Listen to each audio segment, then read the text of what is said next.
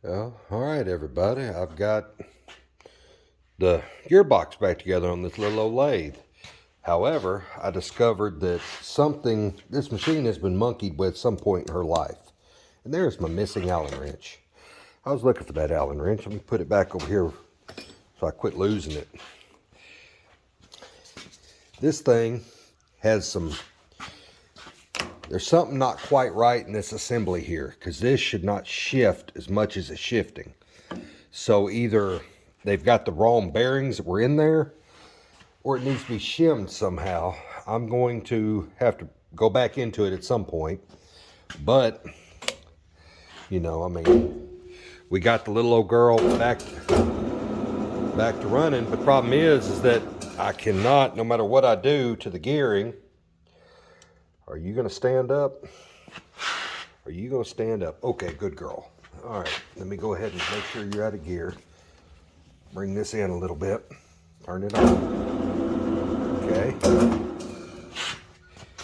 So, thread gear should not be engaged right now. But it is. Let me bring this a little closer so I'm not reaching so far. That's turning. So the thread gear is engaging for some reason. Let me pull it out, see if it still engages. There's something either I did wrong, or it may have been that way when I got it and I just didn't catch it. I forgot I can inch it to see. Yeah, because that should not be.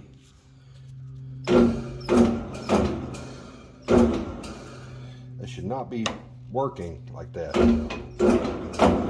That should not be turning, because the way this thing's set up is at a R. Let's see, let me find the dead blame thing again. See, N is up here, and then S,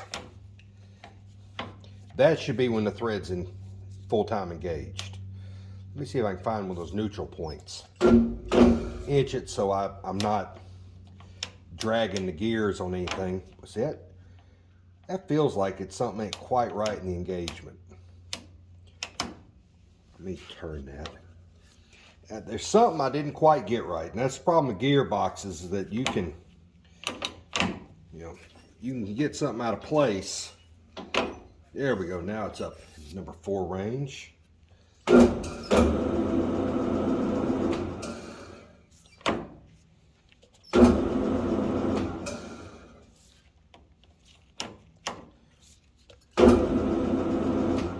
Not really telling if I'm changing feeds any.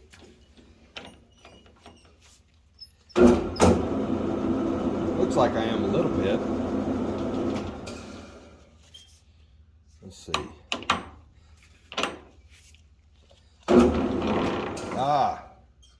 Right there, it wasn't quite engaged. That is. That's definitely changing the feed rate. I don't know. I mean, the direction changed, but that's all headstock. So, and this is just your speeds up here. That's missile mode. So, anyway, the other thing I'm gonna look at today is that Dad brought out a whole bunch of stuff here. I'm gonna bring this down a good bit. He told me he left a bunch of stuff on my stool here at work, at the shop, and I'm gonna try to bring it down where I can. Well, I thought I was going to, but I lied to myself. Well, that thing won't go down that far. Oh well, I'll just lay it out on the table for you. Well, it'd help if you actually had a plan for some stuff before you just start doing stuff.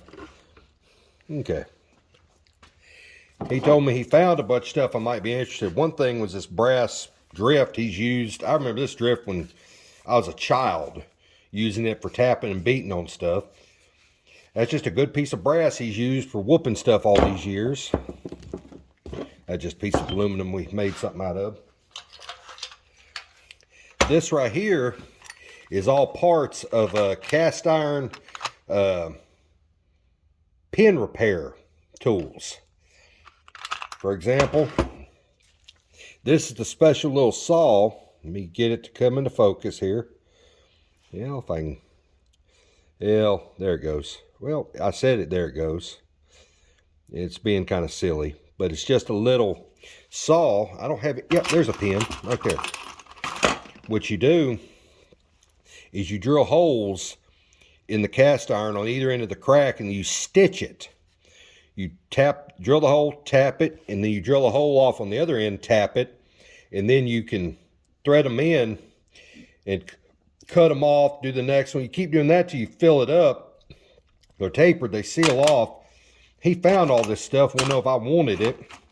Don't know what I'll do with it, but you know, there may be something come up. Not gonna throw it away, because this, growing up, this was his bread and butter, was repairing cracks. He was the wizard at it. So yeah, none of this stuff's going away. That's gonna stay. And it's in a very old Blackhawk box. I thought was kind of neat. He found a snap-on mechanics length cobalt left-hand drill set, minus the 5/32. But I'm just going to see if these are actually labeled snap-on. I can't see any. That one has been so chewed up I can't make anything out on it. There's no brand on it. It just says made in USA cobalt in the size. Yeah. We don't have any, well, we do have a set of left-handed drills here, but we'll just add that to the drill pile. This was something kind of neat. This is a part of a tool setup for checking the crankshaft diameter in the car. This was part of that. I have no idea what good it would be without the rest of the components, but made by F&H Tool Supply. Federal Mogul crankshaft gauge. You know, it's just, there's the instructions, you know, on how to use it. Don't know of any use we'd have for it. It needs to be cleaned real good. I'll probably dunk it in oil and clean it, just because it's something you don't want to, well, it's well, anyway. This is all stuff he had in a drawer. He said he found it under a bunch of stuff. He's been cleaning out his toolbox. There's a dimming drill in really good shape, too. Ha! A Morse taper bit. 31/64. Little bit, just a hair under 1/2 inch. So, I say hair. 33/64 would be hair under 1/2 inch. But it's yeah, it's in good shape.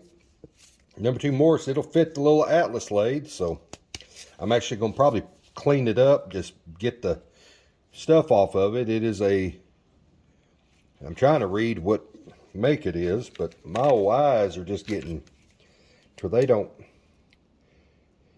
Cleforge. I don't know. I guess it's maybe a Cleveland, but I don't think so. I don't know for sure.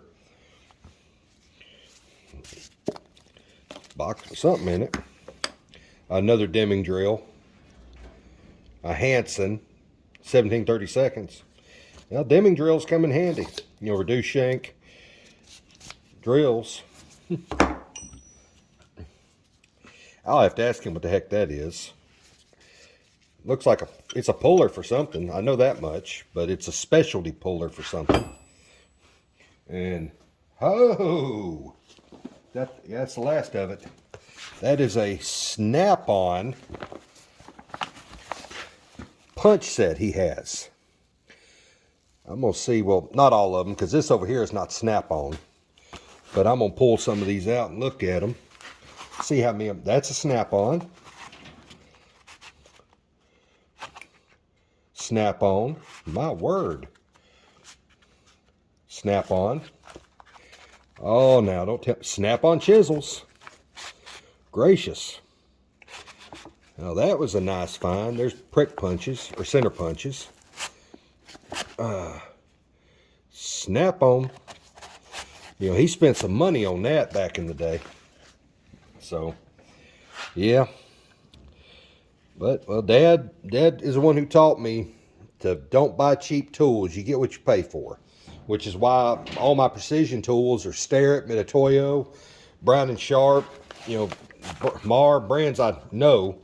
Speaking of Snap-on, that is probably the best little old thing. That is a Snap-on roll pin punch set, and I love this set. I love this set right here. That is the handiest dead blame set I think I've ever had. And thing I'm gonna piddle on next is this tool post right here. It when I tried to put a tool in it,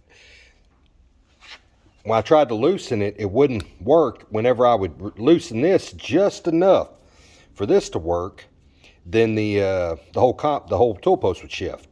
So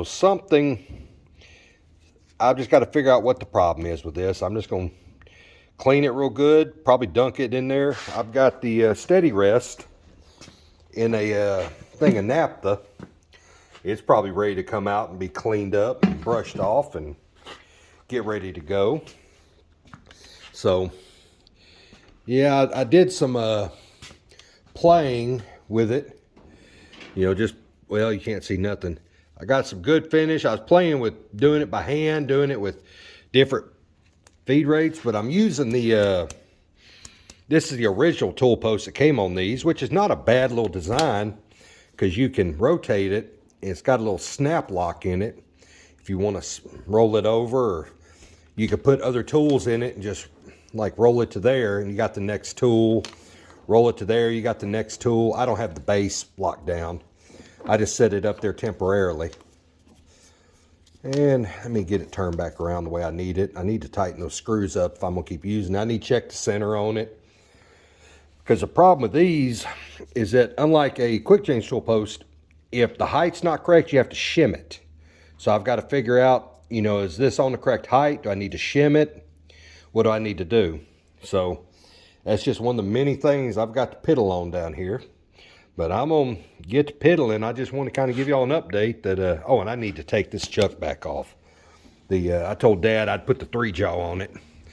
And because he was wanting to do something that little Atlas wouldn't do. And I told him that, you know, this lathe would do it. But I just got to swap it back to the 3-jaw. I can't remember where I put the 3-jaw.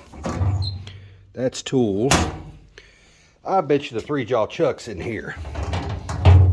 Yeah. It's right there. All right, well, I'm going to fish that out and swap that over so he'll have it, and then we'll just go from there. Thanks for watching.